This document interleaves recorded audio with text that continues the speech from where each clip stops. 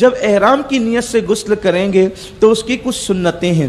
اس سنتیں اس کی یہ ہے، مرد اور عورت دونوں کے لیے سنت یہ ہے کہ جسم پر جو غیر ضروری بال ہیں جن کا نکالنا سنت ہے تو وہ بالوں کو جدا کر دیں اور خوب مل کر کے اہتمام کے ساتھ غسل کریں، اور اس کے بعد پھر آپ اپنے معمول کے کپڑے پہن لیں. اب گھر سے نکلنا ہو تو سنت یہ ہے کہ 4 رکعت نماز نفل آپ اپنے گھر کے اندر سفر کی نیت سے پڑھیں، اور ان 4 رکعتوں کے اندر چاروں قل پڑھیں. پہلی رکعت میں سورہ فاتحہ کے بعد قل یا ایھا الکافرون، دوسری میں قل هو اللہ، تیسری میں قل اعوذ برب الفلق، اور چوتھی میں قل اعوذ برب الناس. یہ 4 رکعت پڑھیں.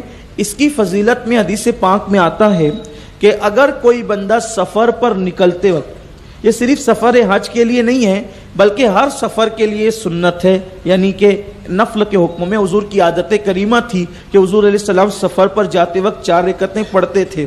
حدیث پاک میں آیا کہ جو سفر پر جاتے وقت اگر ان 4 رکعتوں کو اس ترتیب سے پڑھے گا تو جب تک وہ لوٹ کر نہیں آ جاتا یہ 4 رکعتیں اس کی اولاد کی، اس کی مال کی، اس کے گھر کی اور اس کی جان کی حفاظت کرتی رہے گی.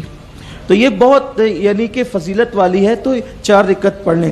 4 رکعت نہیں پڑھ سکتے تو 2 رکعت پڑھ لیں.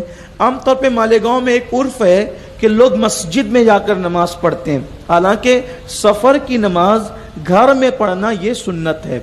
اب گھر میں پڑھ کر ایک اور بات، شہر مالیگاؤں میں شاید یہ مسئلہ کسی نے غلط عام کر دیا ہے کہ اگر ہم نماز پڑھ کے ایک مرتبہ گھر سے باہر نکل گئے، دعا کر لی، تب واپس گھر کے اندر کسی ضرورت کے تحت نہیں جا سکتے. یہ غلط مسئلہ ہے. ایسا کچھ نہیں ہے. اگر آپ نے دعا کر لی ہے، نماز پڑھ لی ہے، گھر سے باہر نکل گئے ہیں، اگر کسی ضرورت کے تحت گھر کے اندر جانا پڑے تو آپ بالکل جا سکتے ہیں، اس میں کوئی حرج نہیں ہے.